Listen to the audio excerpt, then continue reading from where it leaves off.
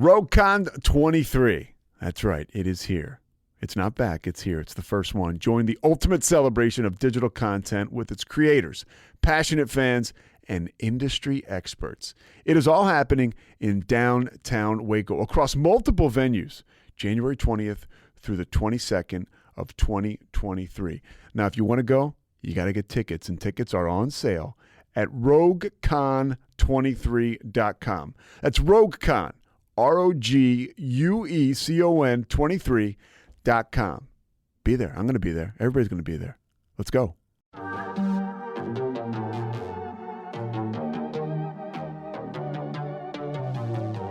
Hey y'all, I'm April. And I'm Caroline. And this is your Bloody Happy Hour. Caroline, are you ready for this? This is your newest guilty pleasure. It's the bloodiest part of your week.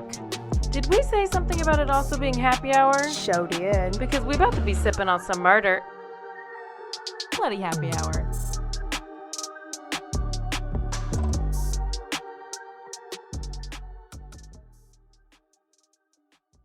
Hey y'all, it is Quickie Tuesday. Oh, love a quickie. Turn Up Tuesday.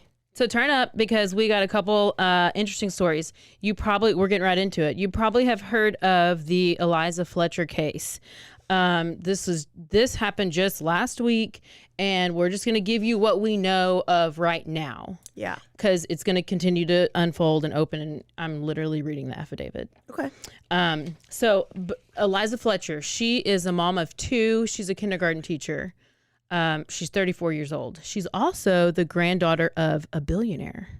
Oh, right, because she was an heiress. I saw that. So this billionaire guy is Joseph Orgill, and he founded like Memphis Hardware Supply, and his net worth is like $3.2 billion. Okay.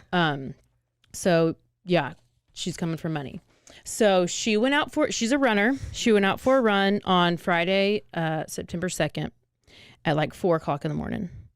And she goes running. Around 7:50 is when her husband sees that she's not home. She leaves at 4.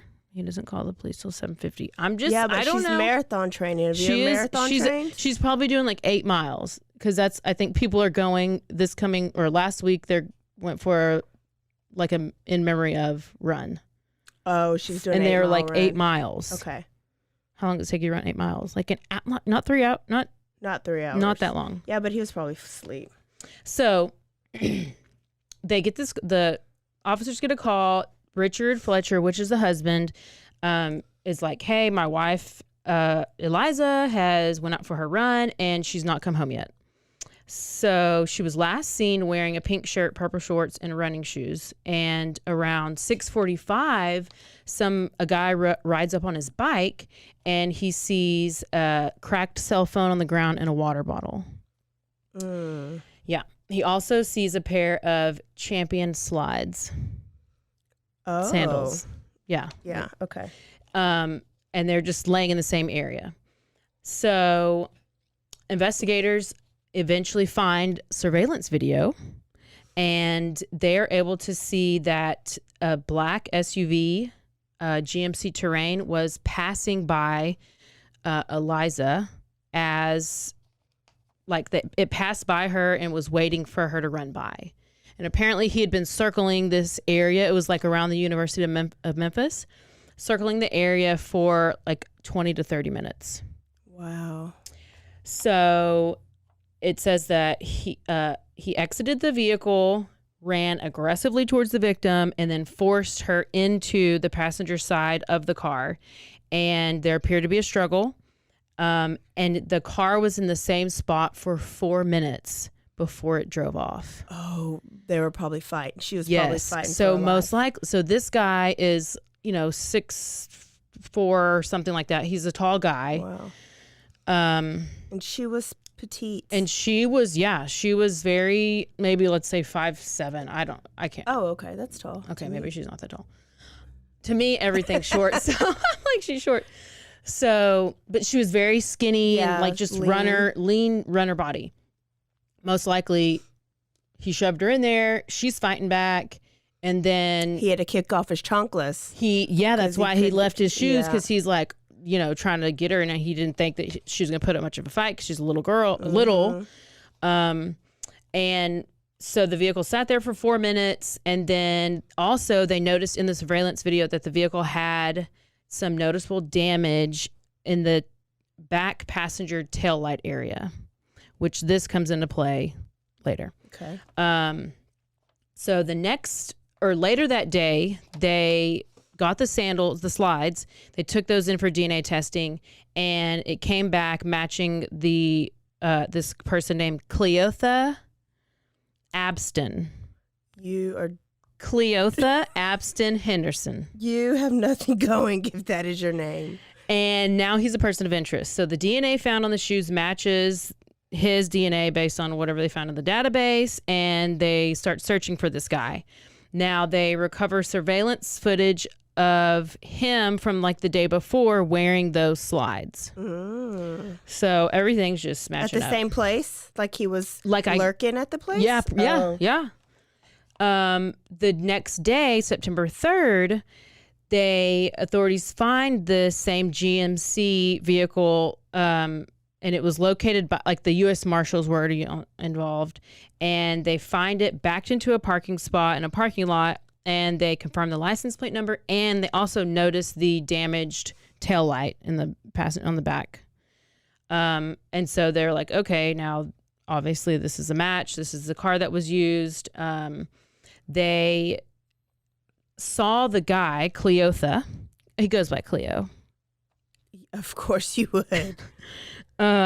They saw him, the guy who matched his appearance, standing in the doorway of a home nearby where his vehicle was, and they ended up going and taking him and arrested him, and he was trying to flee, but they arrested him and got him into custody. A neighbor lady said that hours before this, she saw him, Cleotha, that he was cleaning the inside of the car with floor cleaner, and said that he was acting really weird and really strange. And now a word from our sponsors.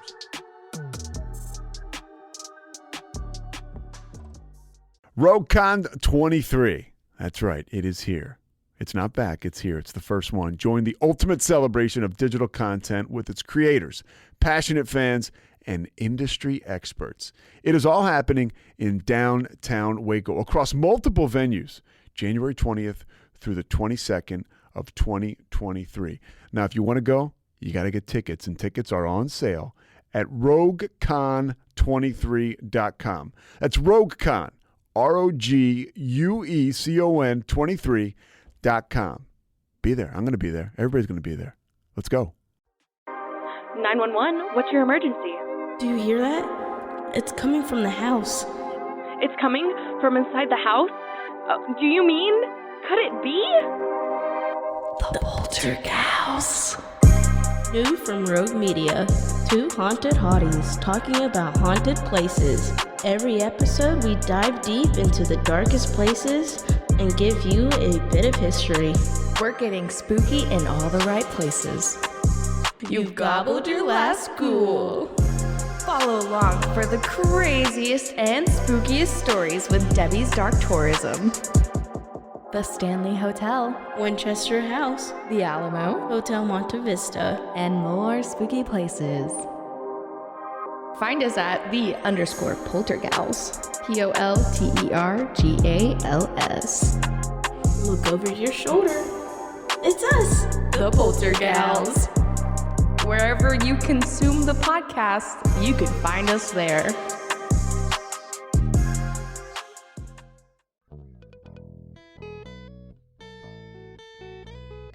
Hi, this is Sarah, And I'm Carter. and this is Some of Our Thoughts.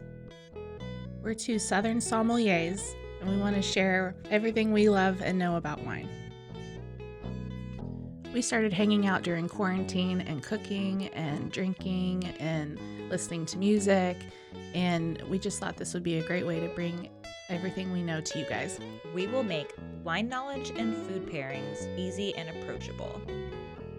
So put on your favorite vinyl, grab your favorite glass of wine, tune into our show, and let's have some fun. Wine and vinyl. So check us out on roguemedianetwork.com or wherever you get your favorite podcast. We'll be talking about a lot.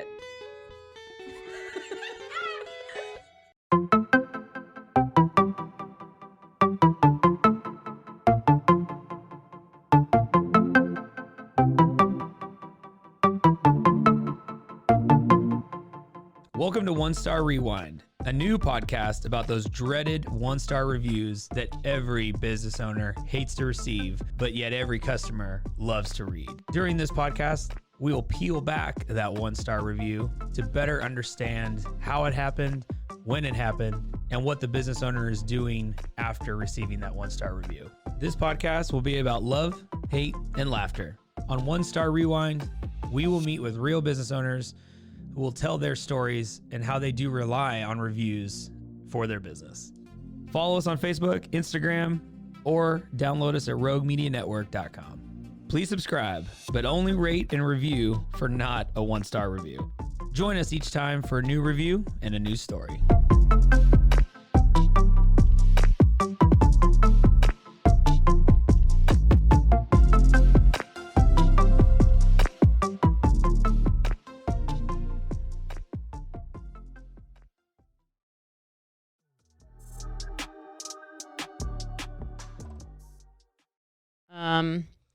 And there's something with his brother, and his brother got arrested for drug. Like, his whole family has been in jail in and out of jail their whole lives, or prison.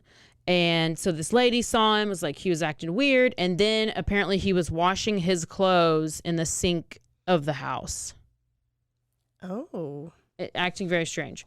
So, of course, he's not talking. And they are, police are searching, FBI, U.S. Marshals, everybody's searching all around. And then September 7th, they confirmed that they found her body nearby. It was next to this abandoned home. And she is, the way they found her was the odor. Okay. So there was odor, there were flies, a bunch of flies. Wow. Around the area, and it was just behind this abandoned house, basically in tall grass, shallow grave, next to a staircase. So he didn't tell them where she was. No, he did not tell. They just were searching. They were searching, and then the odor. I don't know how they got to that spot, but and the car. I mean, it was not far, like literally down the street. Yeah. Not far at all. And he had some of her clothes were found in a trash bag and they were thrown in a dumpster, because I remember as I was seeing all this details come out, they took a dumpster. They I guess put it on a tow truck, and they towed a giant dumpster out and took it away, and they were looking for assuming that the trash bag was in the dumpster. Yeah. And her shorts were in there, and I'm assuming she was found naked. There's some people said she's been sexually assaulted. I would assume so. We haven't confirmed it, and they haven't confirmed the cause of death or manner of death. So let me give you a little bit more of background. This Cleotha, he has a full rap sheet. Yeah. He was 16 years old. He began his 20-year prison sentence for kidnapping. He kidnapped, remember we talked about this? A man. A white male attorney. Yes, a white male attorney. Well, apparently his name is Kemper Durand, and which he's now deceased, but he died from health causes, not from being kidnapped. And this guy works at the same law firm as Eliza's uncle. So I don't know if there's some kind of connection there. They say that her attack was a random event. So this guy was kidnapped at gunpoint. He was thrown in the back of Cleo's trunk, or his own trunk. In his own trunk. So his like BMW or Mercedes. Drove around to various ATMs trying to get money from him, and he eventually escaped and gets away. And then that's how this guy got arrested, because the lawyer escaped. Yeah. So then he goes to jail. He was in there for 20 or 22 years of his 24-year sentence. So he literally just got out of jail. 20, yeah. Yeah. Yeah. So he also his record goes back to 95. When he was 13. He's pissed because his name's Cleotha. Cleotha. I'd be real pissed too. He apparently raped a man when he was like 13. Wow. So is he gay? I don't know. I think he's just confused. So it says like 1995, 96, 97, 98, 99. He was in juvenile court all those years. And then 2000 is whenever he kidnapped the guy, and then he was in jail for all these 20 years, and he got out and he did this. And apparently he continues to lurk around the Memphis, like University of Memphis campus, and he'll catcall girls, and he's like, "Hey, I'll give you $100." Yeah, I was trying to buy sex. I did see that. Yes, I guess all of the things that he's been convicted of: theft, aggravated assault with a weapon, and rape, and yeah, so that's where we stand with this case. Wow. I was just like, okay. I mean, that was the fastest.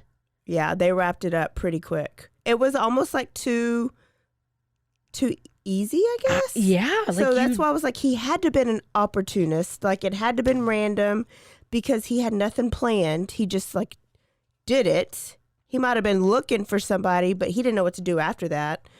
And then I was like, who did he kidnap in the past? So I went and looked. Yeah, because you asked. Because I was like, it was just random. And then I was like, does he have a profile? Was he looking for this type of girl? Or was he going to get any girl that passed by? Or any guy, obviously. But like, why would you, the reason I personally don't think it was random, but I think that typically if you're going to be out on a college campus, you're going to be like late night, early morning, not 4 a.m. There's not many people out at 4 a.m. So maybe he was targeting those early morning runners. But I'm thinking if she literally went every day or every other, like, did he watch her? He probably, if he was, looking for somebody, he could have targeted her just because he knew she'd been running out there every day. And then I was thinking, was there a link with the judge, the grandpa judge or the daddy judge? Like, was there a link to one of his? And it just so happens that she's like this billionaire heiress or something. Like, I don't know. I think there's more to come. I know, because I haven't heard much about the husband and like if there was any like marital issues, which, you never know. And a lot of people out there are saying, why is she running at 4 o'clock? And I can't remember. Maybe we said that. No, because when I would, that's the time to run. Yeah. Especially when you go to work all day. Yeah, because it's like, well, you shouldn't have to go out and run and be worried about being murdered. Yeah. But just be aware. It's a chance. Yeah. No, it's just a chance that you take. And I remember, like they had these runner IDs that you used to put like on your ankles or wrists that would have all your information just in case something happened. My brother would always say, you better share your location so we can find your body, because it would be early in the morning. Sometimes it's with the group, but a lot of times it's by yourself because not everybody wants to get up. But if your phone is done, then, your watch. I wonder if she had a watch. I don't know. Well, I guess that just means that we do need to get injected with chips. Oh, like dogs? So then they can find us if we're murdered. If you want your body found. Do you have any updates on the other girl? No. Kaylee? Kylie, so I don't have any updates yet. It could take up to 2 months to get her autopsy back. Also, remember a long time ago, Carlisle? Carly, it was out of Florida, and she was doing the custody switch with her. Yeah, with her boyfriend. Okay, I didn't forget about that case. Okay. It's just taken them this long to get an to get the autopsy. Yeah. Like some states it's like 6 months, some states it's 2 to 3 months, some states it's a couple of weeks. I guess it's just different every state. Okay. But Kylie's won't come back for like a month or so. But I did watch the Adventures with Purpose video where they did their whole they filmed their whole process of going and searching in the lake, and her car was very shallow. They were very shocked how the police could have missed it when they searched. So the theory that I've heard, and I kind of agree with, is that maybe whoever, I think she's killed, obviously, and whoever killed her had her car and her and waited for the police to get done searching that lake and then went and put it in there because it was so shallow in there. And she wasn't found in the back seat. She was found in the way back of the SUV. Put her in the back. Yes. Shut the door. Yes. But I don't know, because also there wasn't like there wasn't like brake marks. Like it's like there. I guess there wasn't even. Was there tire tracks? I don't know. But you would think if she was driving an accident, I don't know. It's just all suspicious. You don't just drive down that hill into this lake. No. Nope. Somebody did it. So. Wow. Yeah. Yep. It's a lot of missing white girl updates. Man, we got a lot of missing white women around here that, Okay, so I guess they're not missing anymore. They're all dead, but true. What we have coming up next is there's a story that's here local, and it's the story of a lady named Carolyn Riggins. When this story was developing in 2020, I was working with Carolyn's sister when Carolyn went missing. This started off in the Fort Worth area, in Watauga. I can't say it. And it went on for a little bit. It didn't become a cold case, but it was unsolved. She was just a missing person. And then they found her. And they found her in a very sketchy way. They found her body in a sketchy way? In a very sketchy way. Okay. So we are going to be interviewing the sister of Carolyn. The victim? The victim. Yes. Carolyn is the victim. And so she's going to give us some insight of kind of tell us the story. Yeah. And then where it's at now, because it's ongoing. And I will give you a hint that she is having a lot of trouble from the police department, of course. Like they just didn't do what needed to be done. And so right now, her and her family have no answers. This episode is aired on Vanished. Up and Vanished? Just Vanished podcast, Wondery podcast. And it's a 2-parter. So stay tuned for that because it is coming real soon. So we will be doing that on one of the next episodes. We will see y'all Thursday for the full episode. And let's just take it to the NFL. I'm going to give you a hint. Oh. We're going to take it to the NFL. Okay. Yeah. Don't forget to stay aware. Stay alive. And always be DTF. Bye, y'all. Down to find the murderer. Come on. Stay sipping.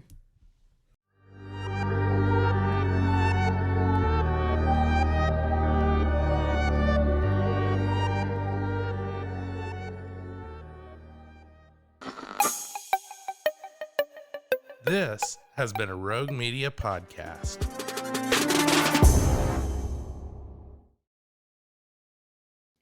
Join the ultimate celebration of digital content with its creators, passionate fans, and industry experts. It's all happening in downtown Waco across multiple venues on January 20th through the 22nd, 2023. Tickets are on sale now at roguecon23.com.